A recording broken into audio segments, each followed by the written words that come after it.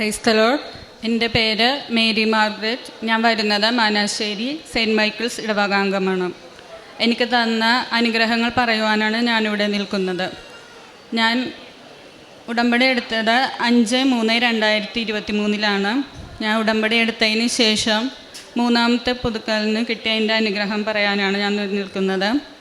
എൻ്റെ ഭർത്താവ് ഭയങ്കര പുകവലിയിലായിരുന്നു ജീവിച്ചിരുന്നത്. 20 വർഷമായിട്ടുള്ള പുകവലിയാണ്. ഞാൻ 3ാമത്തെ പുതുക്കലിന് ഇവിടെ വന്നപ്പോൾ നിയോഗമായിട്ട് സമർപ്പിച്ചിരുന്നു. എനിക്കത് സാധിച്ചു തന്നെ മാതാവെന്ന്. അതിൻ്റെ ഫലമായിട്ട് അമ്മ എനിക്കത് സാധിച്ചു തന്നു. 20 വർഷമായിട്ടുള്ള പുകവലി തന്നെ നിർത്തുവാനുള്ള അനുഗ്രഹം അമ്മ മകന് കൊടുത്തു. അതെൻ്റെ ആദ്യത്തെ സാക്ഷ്യം. രണ്ടാമത്തേത് എൻ്റെ കസിൻ സിസ്റ്ററിന് വേണ്ടിയുള്ള സാക്ഷ്യമാണ്. ആത്മഹത്യ ചെയ്തിട്ട് ഹോസ്പിറ്റലിലായിരുന്നു. അങ്ങനെ വെൻറ്റിലേറ്ററിലായിരുന്നു.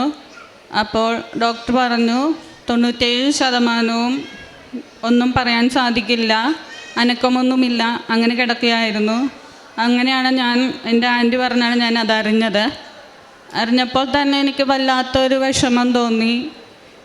അങ്ങനെ ഞാൻ മാതാവിനോട് പ്രാർത്ഥിച്ചുകൊണ്ടിരുന്നപ്പോൾ മാതാവ് പെട്ടെന്ന് എന്നോട് എന്തോ പറയുന്നത് പോലെ തോന്നി, ഇങ്ങനെ ചെയ്യുന്നു. അങ്ങനെ ഞാൻ വേഗം തന്നെ എൻ്റെ കയ്യിലുണ്ടായിരുന്ന തൈലവും പേപ്പറും കൂടെ ഹോസ്പിറ്റലിൽ കൊടുത്തു വിട്ടു. അങ്ങനെ കൊടുത്ത് അവിടെ വെൻറ്റിലേറ്ററിലായത് കാരണം ആരെയും അകത്തോട്ട് കയറ്റുന്നില്ലായിരുന്നു. അങ്ങനെ ആ കുട്ടിയുടെ ഹസ്ബൻഡ് കയറിയപ്പോൾ അത് ഞാൻ കൊടുത്തു വിട്ടായിരുന്നു. അങ്ങനെ ആ തൈലം ആ മോളുടെ കയ്യിലും നെഞ്ചത്തും നെറ്റിയിലും കുരിശ് വരച്ച് പ്രാർത്ഥിച്ചതിൻ്റെ ഫലമായി ഇപ്പോൾ ആ മകൾ ഒരു കുഴപ്പവുമില്ലാതെ നല്ല രീതിയിൽ പോകുന്നു. ഡോക്ടർ പറഞ്ഞത് ഒന്നെങ്കിൽ തളർന്നു പോകും, അല്ലെങ്കിൽ സംസാരശേഷി ഉണ്ടാകുകയില്ല, അങ്ങനെയായിരുന്നു പറഞ്ഞിരുന്നത്. ഇപ്പം അതിൻ്റെ ഫലമായി ആ തൈലം ഉപയോഗിച്ചതിൻ്റെ ഫലമായി ഒരാപത്തും ഇല്ലാതെ പുതിയ ജീവിതത്തിലേക്ക് ആ മകൾ വന്നു. അവർ കുടുംബത്തോടു കൂടെ ഇവിടെ വന്ന് ഉടമ്പടി എടുത്തു. അത് രണ്ടാമത്തെ സാക്ഷ്യം. മൂന്നാമത് എൻ്റെ ആൻറ്റി ഒരു ഹാർട്ട് പേഷ്യൻ്റാണ്. അതിന് മരുന്ന് കഴിച്ചുകൊണ്ടിരിക്കുകയായിരുന്നു. ഒരു ദിവസം രാത്രി വല്ലാതെ ഇങ്ങനെ ശ്വാസം കിട്ടാൻ വിഷമിച്ചിരിക്കുകയായിരുന്നു. അങ്ങനെയാണ് പെട്ടെന്ന് ആൻറ്റി പറഞ്ഞു എനിക്ക് ശ്വാസം കിട്ടുന്നില്ല എന്ന് പറഞ്ഞു. ഞാൻ വേഗം തന്നെ വിശ്വാസ പ്രമാണം ചൊല്ലി തൈലമെടുത്ത് നെഞ്ചത്ത് കുരിശ് വരച്ചു പ്രാർത്ഥിച്ചു. ഒരു 10 മിനിറ്റ് കഴിഞ്ഞപ്പോൾ തന്നെ ശ്വാസം കിട്ടുകയും പിന്നീട് ഇതുവരെയും ആ ശ്വാസം മുട്ടൽ അനുഭവപ്പെട്ടിട്ടില്ല. പിന്നെ ഞാൻ ചെയ്യുന്ന കാരുണ്യ പ്രവൃത്തികൾ, പത്രം എല്ലായിടത്തും കൊണ്ട് കൊടുക്കും. ഓട്ടോ സ്റ്റാൻഡുകളിൽ, സ്കൂളിൽ, അങ്ങനെ സകല സ്ഥലത്തും ഞങ്ങൾ പത്രം വിതരണം ചെയ്യാറുണ്ട്. പിന്നെ രോഗികളായ അമ്മമാരെ പോയി കാണാറുണ്ട്. അവർക്ക് വേണ്ടുന്ന ഭക്ഷണം കൊടുക്കും.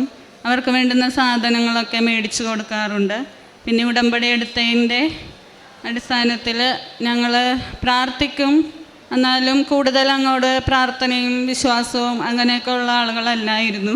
ഇപ്പോൾ ഈ ഉടമ്പടി എടുത്തിട്ട് കൂടുതൽ പ്രാർത്ഥനയിലും വിശ്വാസത്തിലേക്കും, പള്ളിയിൽ പോകാനാണെങ്കിലും പ്രാർത്ഥനയിലാണെങ്കിലും കൂടുതൽ വിശ്വാസം വരികയും അതിനോടൊപ്പം ഇതാകുകയും ചെയ്ത് അമ്മ തന്ന എല്ലാ അനുഗ്രഹങ്ങൾക്കും കോടാനുകോടി നന്ദി പറയും. യോഹന്നാൻ്റെ വിശുദ്ധ സുവിശേഷം 2:5 ഉടമ്പടി വചനമാണ് അവൻ പറയുന്നത് പോലെ ചെയ്യുക എന്നുള്ളത്.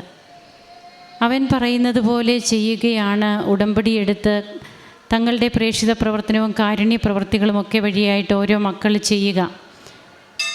പ്രേക്ഷിത പ്രവർത്തനം ഈശോയെ നാം അറിഞ്ഞവരെ ആഴപ്പെടുത്തുകയും അറിയാത്തവരെ അറിയിക്കുകയുമാണ്.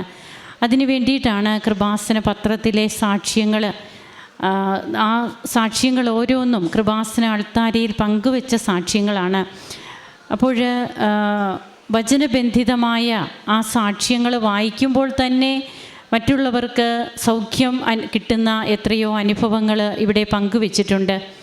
അങ്ങനെ പ്രേക്ഷിത പ്രവർത്തനത്തിനൊക്കെയുള്ള ഒരു തീഷ്ണത ഈശോയെ എനിക്ക് കൊടുക്കണം. ഇനിയും ഞാനിവിടെ വന്നതുപോലെ മറ്റുള്ളവർക്കും ഈശോയെ അറിഞ്ഞു വരുവാനായിട്ട് ഒരു ഇടവരണം. അതിന് ഞാനൊരു മാർഗമാകണം, അതായത് ഞാൻ അതിന് ഒരു കാരണമാകണം. ആ ഒരു ഉദ്ദേശത്തോടെയൊക്കെ ഒത്തിരിയേറെ പ്രാർത്ഥിച്ചൊരുങ്ങിയാണ് ഓരോ മക്കളും കൃപാസന പത്രം കൊടുക്കുക. അത് എവിടെയെങ്കിലും ഒക്കെ കൊണ്ടുപോയി കൊടുക്കുകയല്ല, പ്രാർത്ഥിച്ചൊരുങ്ങി മറ്റുള്ളവർ നമ്മെ എന്ത് വിചാരിക്കും എന്നൊക്കെ ഒരു ചിന്ത ഉള്ള സാഹചര്യങ്ങൾ ഉള്ളപ്പോൾ തന്നെ മറ്റുള്ളവരെന്ത് വിചാരിച്ചാലും ഞാൻ അതൊക്കെ ചെയ്യേണ്ടത് ചെയ്യും എന്ന ഉറച്ച ബോധ്യത്തോടെ ഓട്ടോ സ്റ്റാൻഡിലും ബസ് സ്റ്റാൻഡിലും അതുപോലെ തന്നെ പൊതുനിരത്തുകളിലുമൊക്കെ ആളുകൾക്ക് കൊടുക്കുമ്പോൾ അതത്ര ഈസി അല്ല, നമുക്കറിയാം. എന്നാൽ കർത്താവ് നമുക്ക് വേണ്ടിയിട്ട് ആ സമയത്തൊക്കെ നമ്മുടെ പേരെഴുതപ്പെടുകയാണ് കർത്താവിൻ്റെ ഗ്രന്ഥത്തിൽ. അത് നമുക്ക് മറന്നു പോകാതിരിക്കാം.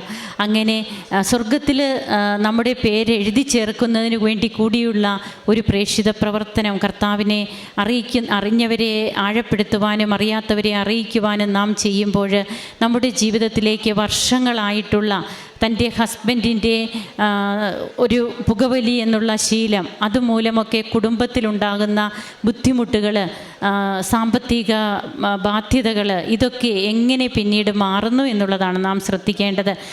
എത്രയോ വർഷങ്ങളായിട്ടൊക്കെ ഉള്ളത് അങ്ങനെ മാറണമെങ്കിൽ അത് തീർച്ചയായും ദൈവത്തിന് വേണ്ടി നാം പ്രവർത്തിക്കുന്നു, ദൈവം നമ്മുടെ പേര് അവിടെ എഴുതി ചേർക്കുന്നു. അത് തന്നെയാണ് വീണ്ടും തൻ്റെ ഒരു ആത്മഹത്യ ചെയ്ത ഒരു മകള് 97% അത് രക്ഷപ്പെടില്ല എന്ന് പറഞ്ഞതൊക്കെ ഉടമ്പടി നേർച്ച വസ്തുക്കളിലൂടെ രക്ഷപ്പെട്ട് ഇപ്പോൾ ഇവിടെ വന്ന് അവരും ഉടമ്പടി എടുത്തു എന്നാണ് പറയുക. പിന്നീട് വീണ്ടും തനിക്കും കുടുംബത്തിനും ലഭിച്ച എല്ലാ കൃപകൾക്കും ഈ മകൾ നന്ദി പറയുന്നു. ഉടമ്പടി ജീവിതം പ്രാർത്ഥനയിൽ നമ്മെ ഉണർവുള്ളവരാക്കുന്നു. അത് നമുക്ക് മറക്കാതിരിക്കാം. എത്ര പ്രാർത്ഥിച്ചാലും മടുപ്പ് വരില്ല നമുക്ക്. അത് നമുക്ക് തന്നെ അറിയാം നമ്മുടെ അനുഭവത്തിൽ നിന്ന്. അങ്ങനെ നമ്മെ ഏറ്റവും കൂടുതൽ ഉന്മേഷവും ഉണർവുമുള്ളവരാക്കി പരിശുദ്ധാരൂപിയെ കൊണ്ട് നിറയ്ക്കുന്ന ഉടമ്പടി ജീവിതം സ്വർഗത്തിലേക്കുള്ള ഗോവണിയാണ്. നമുക്ക് ഓരോ ദിവസവും നമുക്കതിൽ ചവിട്ടി കയറി സ്വർഗത്തിലെത്തണം, നിത്യത പ്രാപിക്കണം.